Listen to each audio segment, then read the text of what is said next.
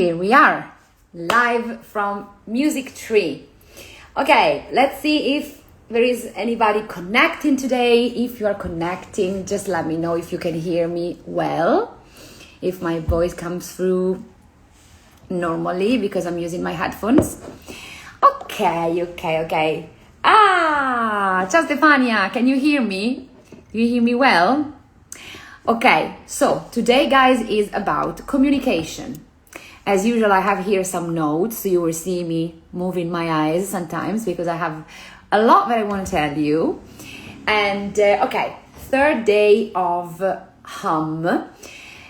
It's about communication for music teachers, facilitators, grazie Stefania, coaches, music therapists, so people that work like us with other people. I'm not going to talk about communication in general in marketing, but I'm specifically speaking about what we need for our work, to promote it, to open a new project, to feel that our work is respected, that is valued, that it's nice for us to speak about that.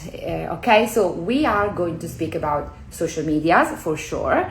But this work is also connected to simply the way in which we present ourselves to our clients, to our patients, to our students when they come into our venues, or when we are going to a school and promote our work, or when we are receiving an email of people that want to book us for a workshop, or okay. So the way in which we talk about ourselves, this is going to be part of this call today, okay? So many music teachers, facilitators, therapists, what they think that communication is actually sharing about the useful information about the courses. Hey, my classes are on Tuesday at 3 p.m. and they cost £15.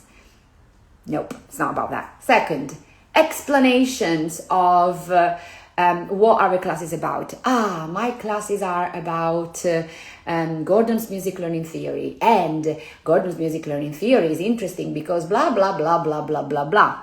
No, it's not even about this. Or definitions. I'm a music therapist, and this is what music therapy is. I am a piano teacher, and I teach piano using rhythm syllables, and what are you talking about? Families or clients are not interested in this, okay?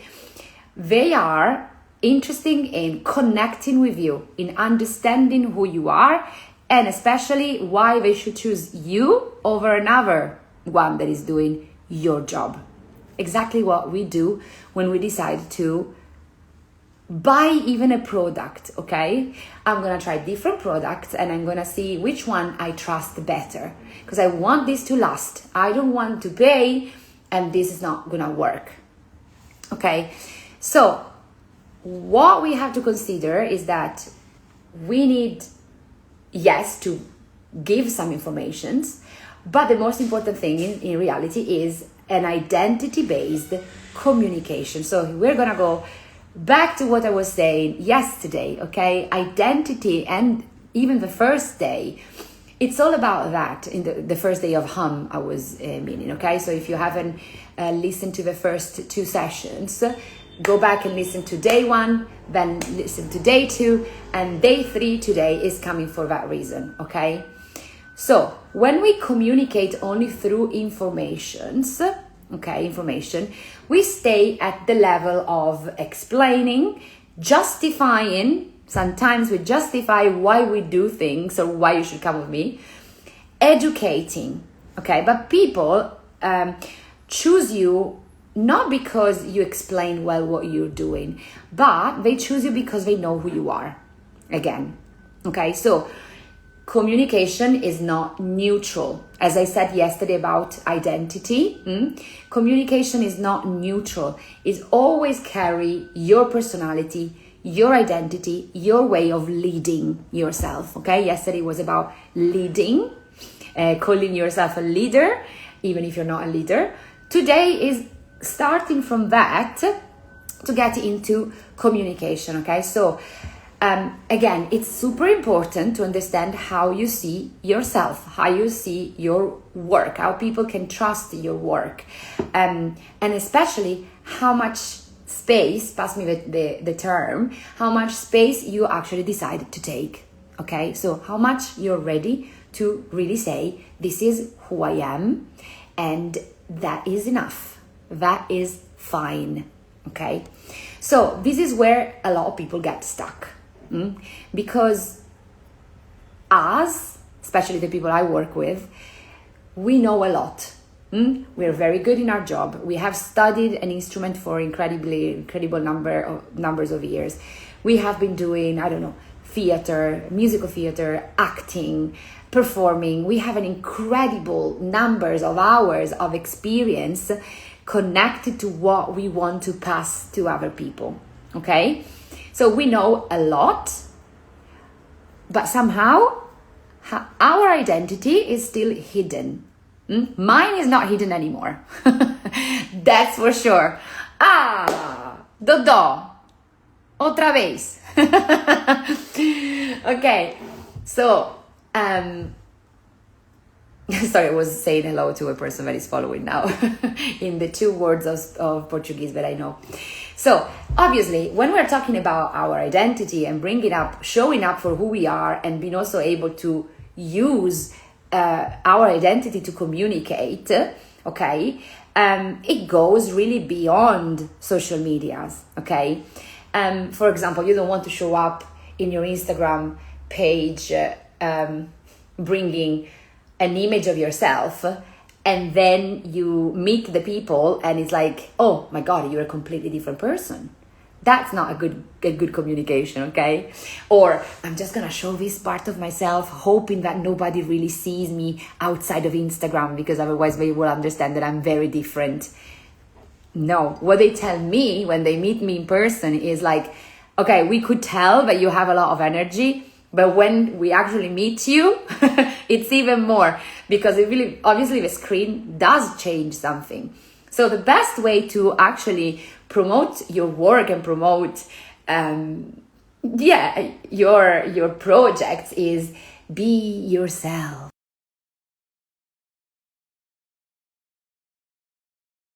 Sorry, I have a call. Stopped it now. Okay. Like the genie from Aladdin says, "Si te stesso" in Italian. So be yourself. Okay. Right. So your identity shows up in your communication, also in the way in which you teach, in the way in which you lead a group, in a way in which you structure your courses. For example, I don't know, I'm a music therapist, and I decide that you cannot simply sign up to my music therapy path, but I want to meet you, and I want to meet you the first time to see if what you want to do with me is actually aligned with my work. Then I want to see you 2 or 3 more times to check and assess the situation. And then I want to meet you family, for example, or the family of a patient, being a child or being an adult with disabilities. I want to meet you and have a meeting and speak about what I've seen and decide together what are the next steps. And then I'm going to ask you to come for 40-minute sessions and for 8 meetings, and this is what you need to pay me. And also I want to meet you halfway through to see if the expectations are going well or not. Do you see how much structure there is behind that? How much structure there is behind even the setting of our business? And if you have not a clear identity, if you haven't explored where you really want to go, or what you really want to bring, even the setup of your studio or the setup of your classes will not reflect your expertise. And the way in which you will communicate that potentially won't be clear to the people that want to hire you. So how you design your courses, how you design your programs, the way in which you build your system, okay? The settings that you create, the way you set up a lesson. No coffee in my sessions, no speaking in my sessions.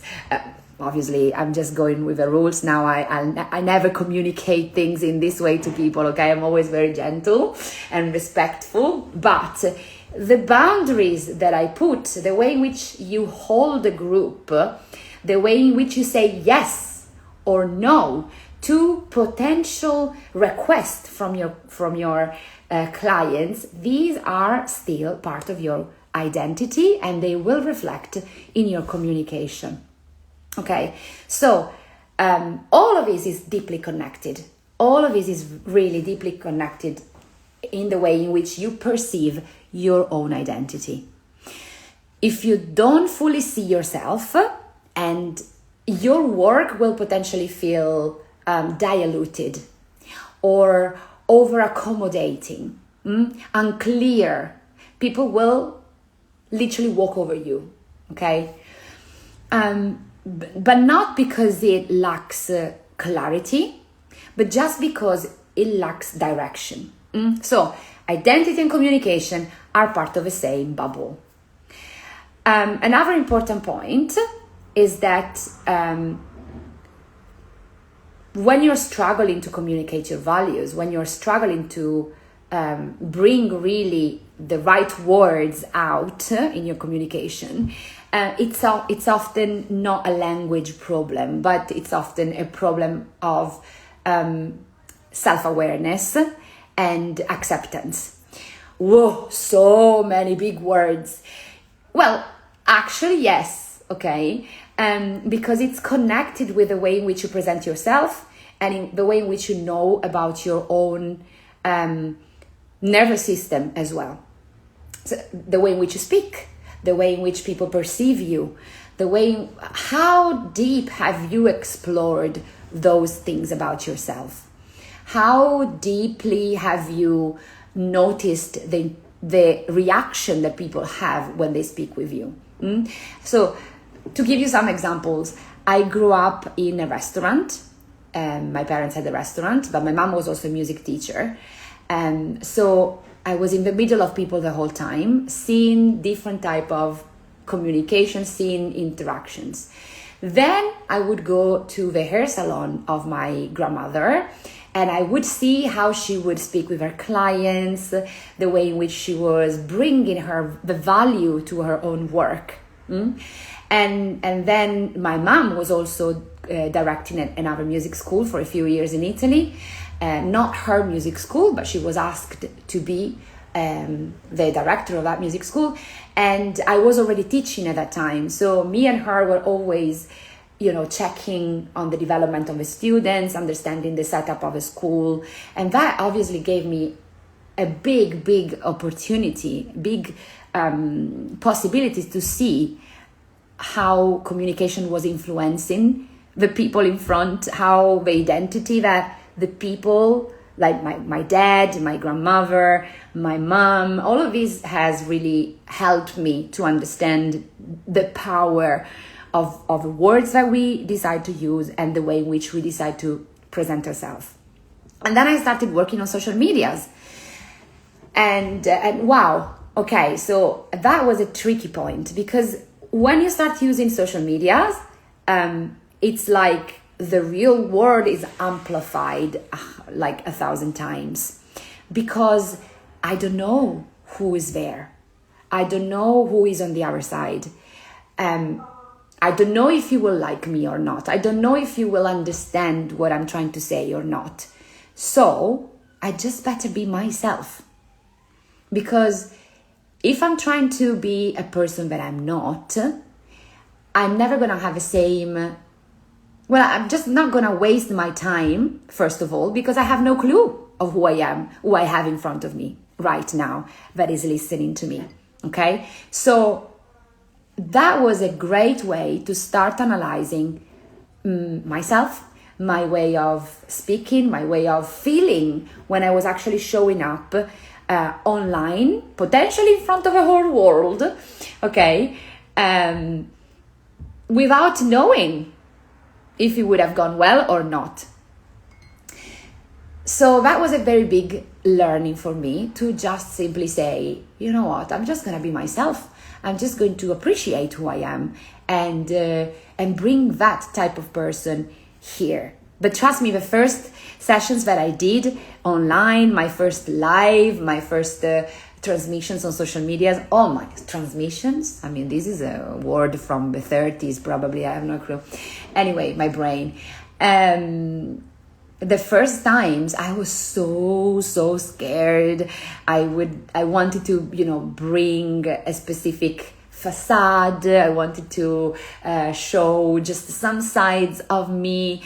So it took a long time for myself to really start accepting the person that I was becoming.